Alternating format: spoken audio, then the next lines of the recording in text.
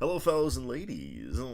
SAG is about to happen too for some reason. You can't catch a G flapping break. So let's just get those freaking predictions out there for SAG right away. These are just acting if you didn't know. Filmed this before Globes, by the way, so if I'll probably be done editing this after my Globe reaction comes out. So if there's any updates, I'll update. I'll start off with stunts, because why not? I think the three that are, I don't want to, okay. I was gonna say the three that are guaranteed are the Fall Guy, Furiosa, and Dune. Fall Guy is gonna happen, because, that's about stunts, and then Dune's fucking Dune. I'm pretty sure if you look at, the number, I think Fall Guy and Furiosa are, well ahead. They're the ones leading. Dune doesn't have to win this category. If it lost, I wouldn't freak out. I want to say Furiosa's guaranteed just because of what that movie is, but man, that movie's just been catching strays. But I feel like this is the bare minimum, but I thought I kind of said the same thing about Sound at the Oscars, and that didn't even fucking happen. But I don't know, I feel like I should be predicting Furiosa for this. Gladiator, that feels like it's going to happen unless Gladiator just falls off the face of the earth, which isn't impossible. And I feel like I should do Wicked. Wicked doesn't, need to get this nomination. If it didn't get it, I would not panic. I would be like, oh, okay, that makes sense. I guess it depends, because I really think I need to make room for Alien Romulus. I feel like Deadpool and Wolverine makes sense. Kingdom Planet of the Apes makes sense. Twisters makes sense. Those four make sense. I feel like any of those four could knock out Wicked and or Gladiator. Or even Furiosa if they just decide to fuck that movie over even more. I don't know. It's really tough to tell because Alien Romulus just seems to keep getting these small beats. But same with Furiosa, but that keeps on getting hit in the balls with the industry. I'll just stick with Wicked, just because that's the bigger movie. Sometimes it does matter that your movie's big. Even when it doesn't really make sense. Wicked has enough. It's got musical numbers, it's got fantasy shit. But then again, the other movies make sense. Marvel has a good track record, but when all they have is Deadpool and Wolverine, I'll take my chances. Twisters makes a lot of sense, but I don't know, it just doesn't feel that big. Other than that, I don't think Monkey Man's gonna happen. Civil War could weirdly get in. They do war movies. Rebel Ridge I haven't seen, but I've heard good things, so I'll put that in there as a little side note. Supporting actor. I think Kieran Culkin and Guy Pearce are the locks. There's no real case to be made for them to miss. And Denzel Washington, no matter what happens at the Oscars, this has gotta happen. Denzel Washington's such a SAG guy. And, man, I gotta be honest, I'm a little nervous about Clarence Macklin missing. That does get me a little nervy. I do think he'll get in just because I think, they would be into Sing Sing. But Clarence, I don't know. Clarence Macklin only really missed Glow, but that's a big miss. That could be it, though. That could be it for Clarence Macklin's, that's his only snub. Because I feel like since BAFTA's not going to go Denzel Washington, and I feel like he's a little more likely than Edward Norton, I don't know. He'll probably get BAFTA. I don't know, man. I think he'll just ride the rest of the wave. And I think Clarence, I'm not even fully, done with a win possibility for Clarence Macklin. At least not here. But I don't know. I'll stick with Clarence Macklin and Norton. Your Borisov, I feel like I'm making... part of me is wondering if I'm making a mistake. I don't know. He doesn't have to get in here. Your Borisov is in a position where no matter what, I'm predicting him for the Oscar. He got Globe. He got Critics' Choice. He didn't need to get any of those, and he got both. He doesn't need this. He doesn't need to be, on all four kind of gang. He could be, though. I could be... Whistling Dixie's here. Jamie Strong, I don't know what The Apprentice is going to do here. I don't know if he would get in, even if Sebastian Stan got in. But, I don't know. He's definitely possible. He's definitely, a pretty big performance. A very good performance, claim performance. He's going to get BAFTA. Jonathan Bailey, I can, weirdly see him getting in here for Wicked. Just here, though. Just for a general rule for when these come out, there's probably going to be one or two that get SAG and nothing else. The general rule, don't predict that person for the Oscar. If Jonathan Bailey guesses, this will be his only nomination, since he is not long listed for BAFTA. Stanley Tucci, I would guess if he did get in, that would be his only nom, but he is BAFTA long listed, so it's not impossible. I still don't really buy that Tucci's gonna, do anything. I feel like we're only having this conversation about him because he's Tucci, but, that could be enough. I won't, dump him entirely. But he hasn't really made waves so far. As for Bailey, I don't know. I could kind of weirdly see a lone thing, but I'll keep him out. I don't have reason to put him above Norton. Supporting actress Ariana Grande, Zoe Saldana, they're gonna get in. I don't know who's gonna win between the two. They both could. I'm just gonna say they're both in, guaranteed. I think Margaret Qualley is looking like a lock at this rate. Her and Isabella Rossellini are in a position where, like, even if they miss something, I feel like they're gonna get it anyway. I'm pretty set in stone with my supporting actress lineup in the Oscars, unless something big happens, like Felicity Jones misses this again. Like, god damn, I've had enough of Felicity Jones missing shit. Like, it doesn't make any sense. Either way, quality's gonna get in, but as for Felicity Jones, I think she'll get this. It just feels weird that she keeps on taking the hits.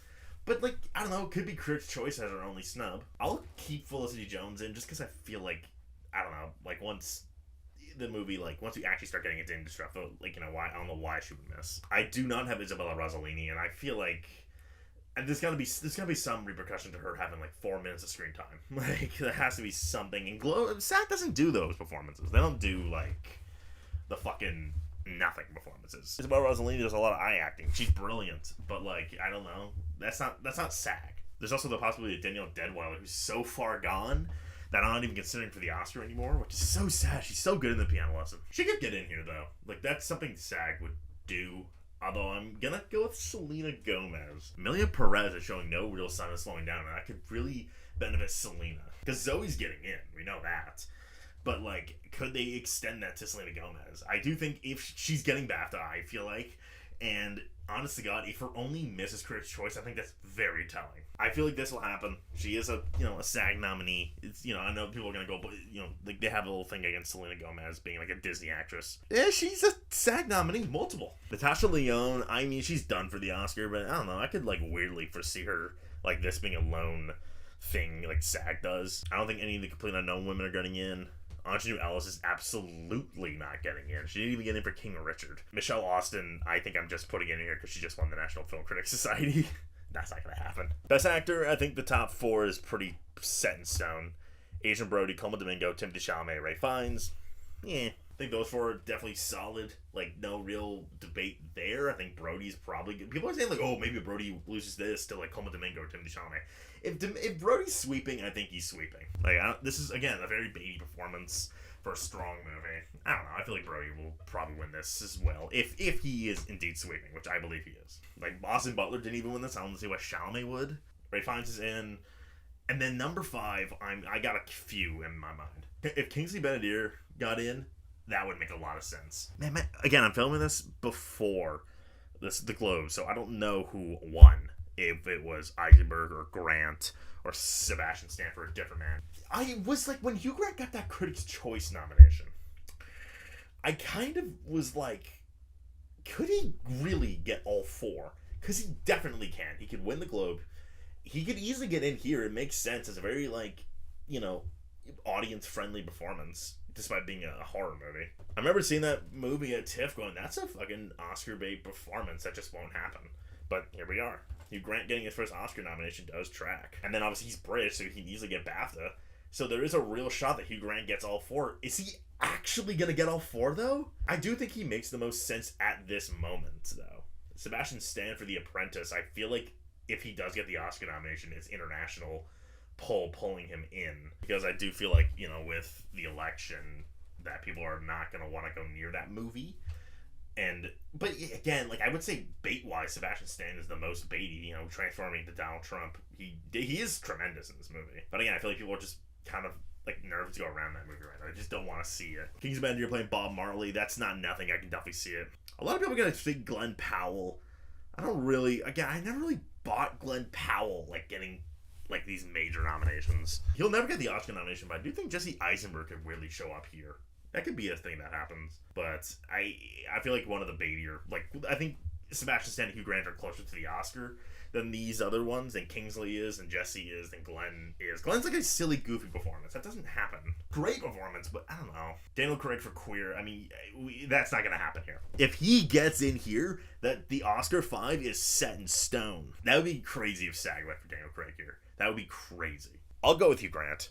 That makes the most sense to me. So actress, we know Mikey Madison is getting in, and we know Demi Moore is getting in. Those who are duking it out for the win big time. As is Carla Sofia Gascon. She could make a weird case for the win. Weirdly. Even though I think it's like Mikey or Demi. And I also think Cynthia Erivo is absolutely happening for Wicked. If you want to say she won't get the Oscar nomination, I can definitely get behind it.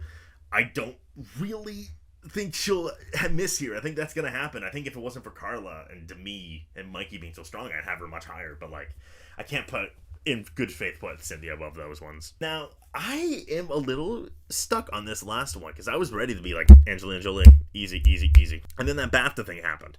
But again, I'm filming this before the Globes, so she might be winning. I don't know. I don't know if that would help her or not. I also don't think her losing would take her out. And there's also Marianne Jean-Baptiste, who just won the trifecta, which is huge. And a lot of people, I was also in the mindset, I'm like, she won't get SAG, or she'll get BAFTA in like Critics' Choice, and, that'll be good enough. And I still believe in that, but I am kind of wondering, that's a very SAG-friendly performance. I don't really, because I'm now kind of going, why did I say that she's not going to get into SAG? The movie's not very big, granted, but like, I don't know, shit like this has gotten in here before. Also, something I picked up on is that people love to say Marianne Jean-Baptiste because they like to say Bleecker is like Satan, but I just want to point out maybe they aren't Satan to SAG because Trumbo and Captain Fantastic both got Ensemble. They did not have to happen.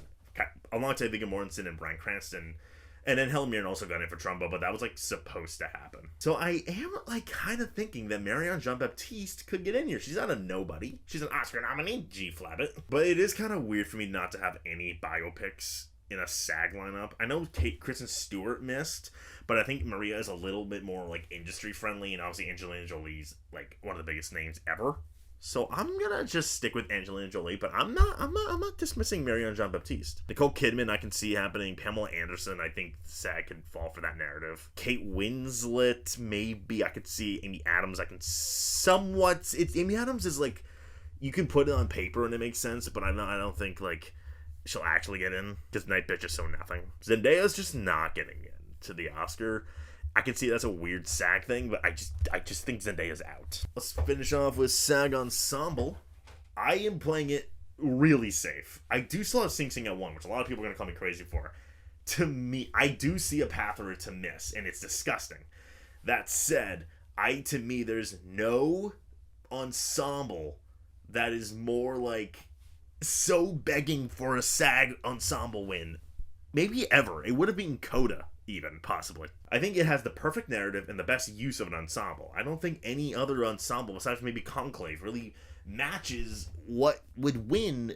You know what I mean? And Conclave has no narrative. What? Because Ray Fiennes isn't, that's not a narrative. That's it. I think Conclave will get in, as will Anora. It's very much an ensemble movie, even though like there's someone at the forefront of it all. Emilia Perez looks pretty locked and loaded, and Wicked looks very solidly in there. I do wonder if one of these could, like, that's the easy 5. I think one of these is possible, like a possibility to like just get randomly booted. I don't think Wicked is as like guaranteed as people think, although it has like being an ensemble full of like A-listers that like that could happen like pretty easily. I don't really buy the theory of it winning, but it tracks enough. Emilia Perez is really only like the 5 people. But, it's got such a focus on its main 3 with its, like, its campaigning has been so focused on, like, Carla and Zoe and Selena that I think a lot of emphasis is on the ensemble. That feels right to get in. Nobody's, like, questioning it at this rate, but, I understand that the history with international movies aren't great with SAG, but, like, yeah, it'll probably, like, they'll let go. This is, like, an international movie with A-listers. On the outside, I do have Saturday Night, which I know saying Saturday Night Can Succeed makes people want to fucking like spit up for some reason. Like the vitriol for this movie is crazy, but I think most people are like kind of on my side that this could actually happen here. This is, I believe, if I read correctly, if this got nominated, it would be the biggest ensemble in history. Saturday Night just tracks as an ensemble nominee. It just does. It has a lot of names, a lot of young up-and-comers playing like icons. It makes perfect sense. It's just the movie itself is, like, so on the ground. That said, I can see someone in the top 5 missing for Saturday Night, specifically. Maybe a complete unknown sneaks in. That crossed my mind. It tracks enough. You got the main 4. You got Boyd Holbrook playing Johnny Cash. There's definitely an ensemble and a complete unknown. And I'm actually a little scared of that getting in here. Brutalist could happen. There's definitely a big ensemble, and that's a huge one. Dune Part 2, honestly, hear me out. If this wasn't like a genre sci-fi movie, we'd all be predicting this right now. It would be like a no-brainer. That's what makes it so weird. Like, it's got huge names, got a lot of big like performances. It's a huge movie. It's a sci-fi movie.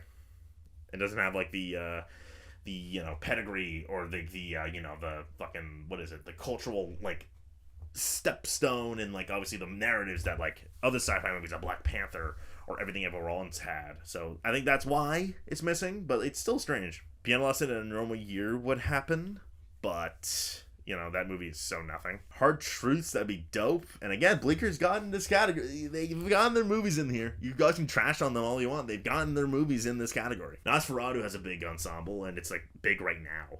That could be, maybe. A Real Pain I want to like bring up real quick, because that made me, when I watched it, I kind of thought about it. Because yes, it's Jesse and Kieran, but you also got like that very memorable tour group in it, like that's throughout the whole movie, even when the focus is just them two. You got memorable characters in there. I'm not like quick to just throw that out there, but again, Real Pain's kind of, fringe, but hey, maybe. Number 5, before BAFTA, I thought like I was really scared, not so much anymore, but I guess I'll keep it on the peripherals. And that's the SAG predictions. Like, subscribe, and share, may leave, go fucking leave.